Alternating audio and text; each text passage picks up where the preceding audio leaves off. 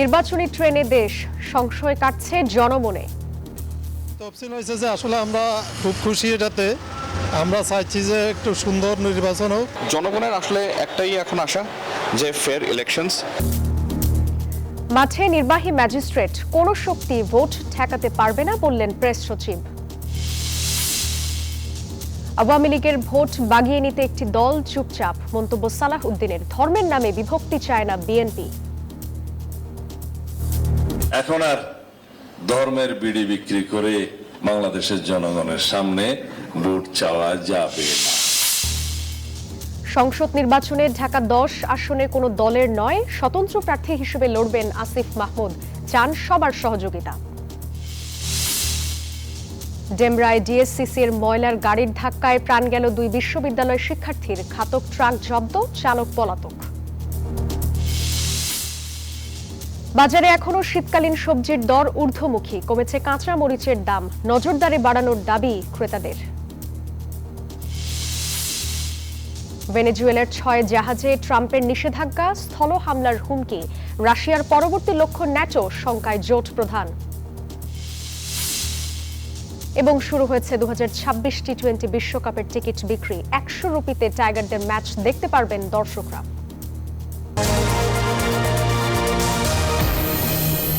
স্বাগত নিউজ 24 সংবাদের সঙ্গে আছি আমি জান্নাতুল সাদিয়া। দেখছিলেন বিআরবি কেবলস সংবাদ শিরোনাম।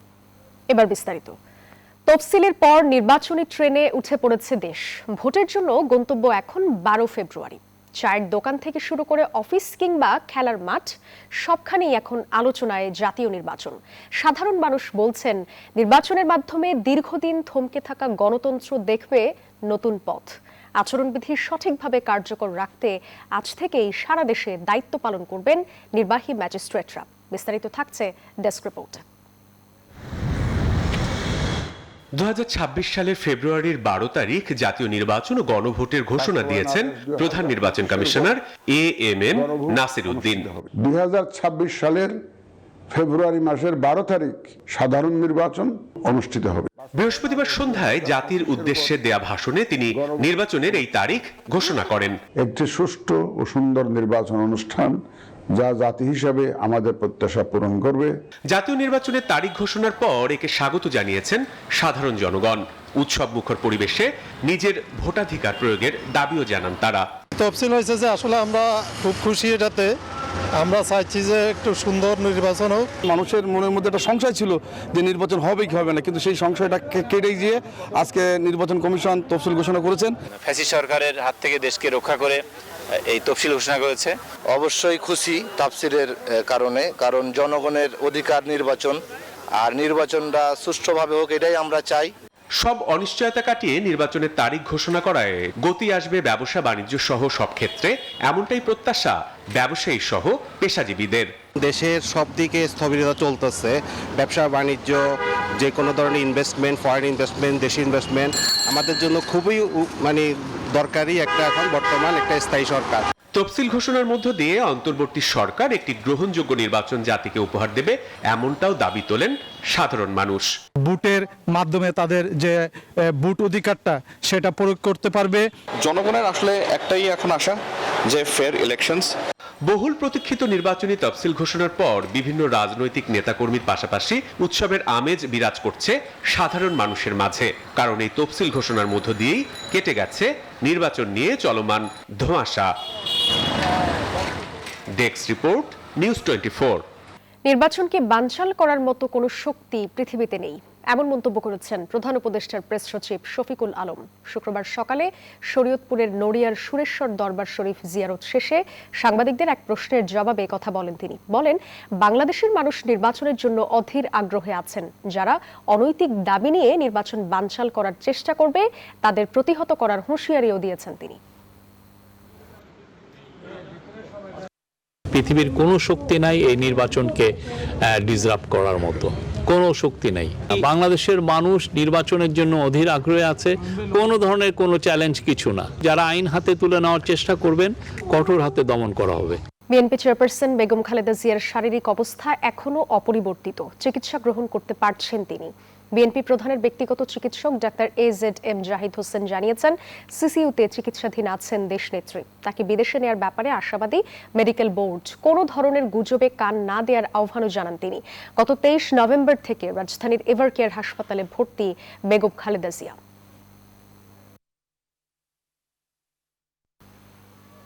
বেগম খালেদা জিয়ার স্বাস্থ্যের সবশেষ অবস্থা সম্পর্কে জানাতে রাজধানীর এভারকেয়ার হাসপাতালের সামনে থেকে যুক্ত হচ্ছেন সহকর্মী ফারজানা রিয়া। রিয়া, বিএনপি প্রধানের সবশেষ পরিস্থিতি সম্পর্কে কি তথ্য আছে আপনার কাছে জানাবেন?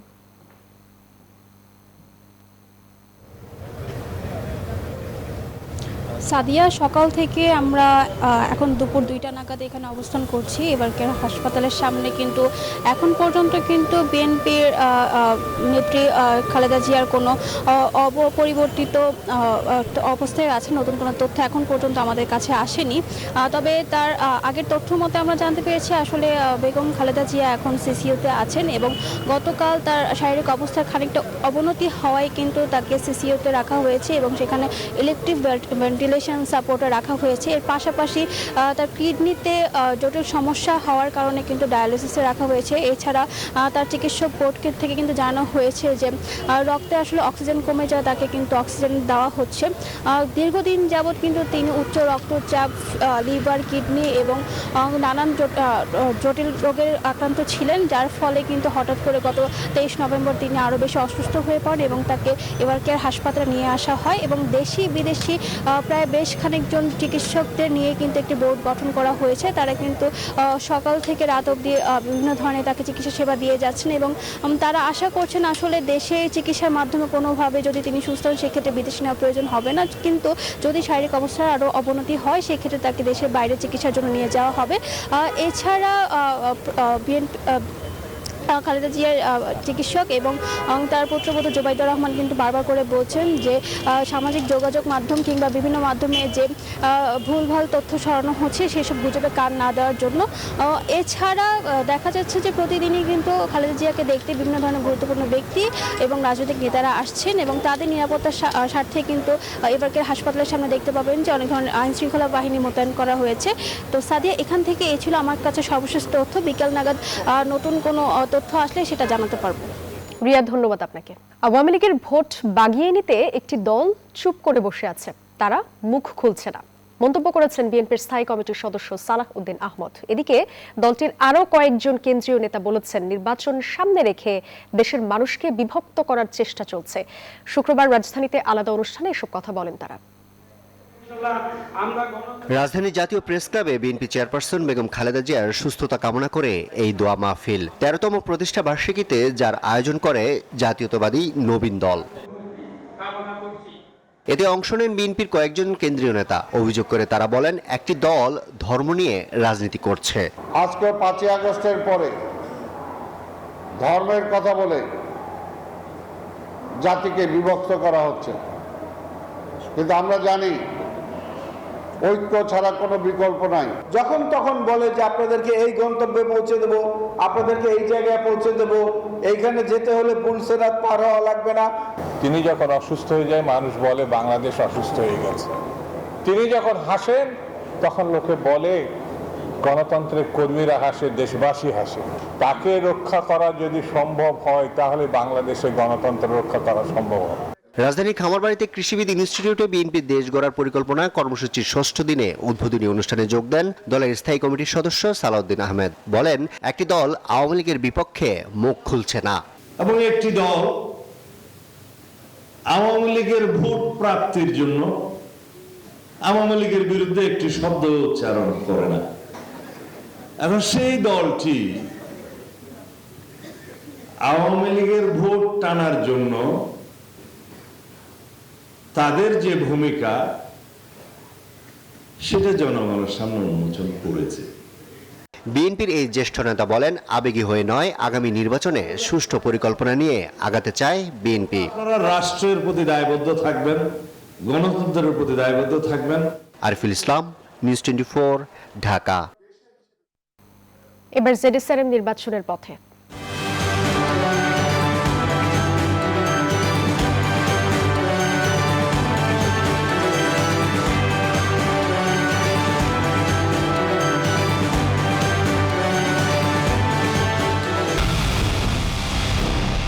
দেশের মুখে হাসি ফোটাতে নিজেকে হতে হয় স্ট্রং আর মনোবল হতে হয় স্পার্ক জিরো। জেডএসআরএম 25 বছরের পথ চলায় নিরাপদে রাখার প্রত্যয়ে।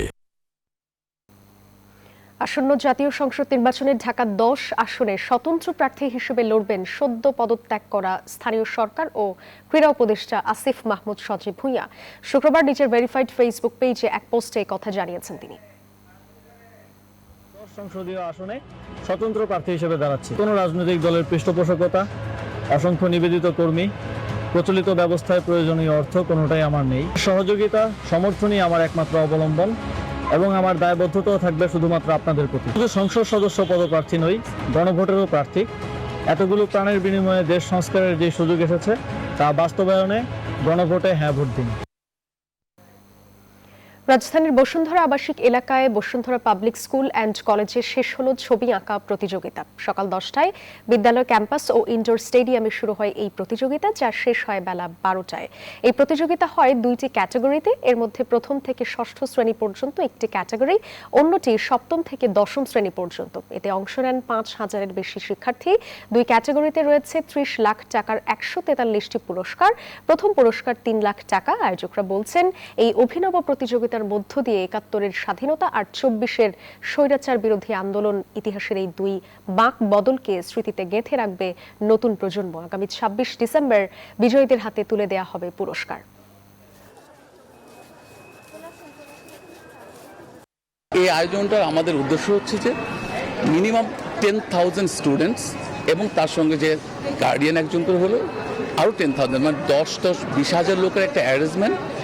এই আয়োজনটাও কিন্তু আমার মনে হয় বাংলাদেশে অন্য কেউ করার মতো সাহস রাখেন না, কারণ এটার জন্য অনেক বড় একটা ক্যাপাসিটি দরকার, একটা স্পেস দরকার, আর সেটা সম্ভবত বসুন্ধরা গ্রুপে আছে। এখানে হাজার হাজার শিশুদের শুধু না, তাদের বাবা মা এবং অভিভাবক অনেকেই আসছে আজকে এটা উৎসবে অংশ নিতে। এই 71 থেকে 24-এর আমাদের যে সংগ্রামী জীবন, এখানে যে আমাদের তরুণরা যে ভূমিকা পালন করেছে সেইটাকে সজাগ করার জন্য, তাদেরকে এই ব্যাপারে সচেতন করার জন্য এই আয়োজন করা হয়েছে। ঢাকা দক্ষিণ সিটি কর্পোরেশনের ট্রাকের চাপায় আবারও ঘটল প্রাণহানির ঘটনা। এবার নিহত 2 বিশ্ববিদ্যালয় শিক্ষার্থী। শুক্রবার ভোর রাতে ডেমরার কোনাপাড়ায় এই ঘটনা ঘটে। পুলিশ ঘাতক ট্রাকটি জব্দ করলেও পালিয়ে গেছেন চালক। তাকে ধরতে চলছে অভিযান। বৃহস্পতিবার সন্ধ্যায় বন্ধুর বোনের গায়ে হলুদের অনুষ্ঠানে অংশ নেন ইউআইবি ও ইউনাইটেড ইন্টারন্যাশনাল বিশ্ববিদ্যালয়ের 2 শিক্ষার্থী ইরাম দেওয়ান ও তপু আহমেদ। অনুষ্ঠান শেষে ডেমরার কোনাপাড়ায় একটি চায়ের দোকানে যান তারা। কিছুক্ষণ আড্ডা দিয়ে শুক্রবার ভোর রাতে মোটরসাইকেলে করে বাসায় ফেরার পথে ঘটে দুর্ঘটনা। ঢাকা দক্ষিণ সিটি কর্পোরেশনের একটি ময়লার গাড়ি তাদের মোটরসাইকেলটিকে ধাক্কা দেয়। গাড়ির নিচে বাইকটা এমন ভাবে আটকে আছে যে ও আর সামনে গাড়ি আগাইতে পারতেছে না। দ্যাটস ওয়াই ড্রাইভার হেল্পার যারাই ছিল গাড়ির ভিতরে, ওরা ওখান থেকে গাড়ি ফেলে দৌড় দিচ্ছে। প্রতিদিনই কিন্তু এভাবে ঘটনা ঘটে, কিন্তু আমরা কখনো এর প্রতিকার পাই না। এতে ঘটনাস্থলেই তপু প্রাণ হারান। ইরামকে ঢাকা মেডিকেলে নেওয়া হলে মৃত ঘোষণা করেন চিকিৎসক। আর মা আছে, তারপরে কি করা যায় সেটা হয়তো আমরা বিবেচনা করব। এ ঘটনায় ঘাতক গাড়িটিকে আটক করেছে ডেমরা থানা পুলিশ। ভোর 4:30টায় ঘটনা ঘটছে। ট্রাকটা আটক আছে, ড্রাইভার পাইনি। আমরা ড্রাইভার ধরার জন্য চেষ্টা করতেছি। মামলা নেব, মামলা ওসিকে অলরেডি বলেও দিছি, মামলা হয়তো হয়ে যাবে। আমরা আসামি ধরার জন্য সর্বোচ্চ চেষ্টা করব। নিহত তপুর বাসা ডেমরার সানারপাড়া এলাকায়, আর ইরামের বাসা চিটগং রোড বলে জানা গেছে। মাসুদা লাবনী, নিউজ 24, ঢাকা। এবার ভ্যাসলিন প্রেজেন্টস শীতের সাতকাহন।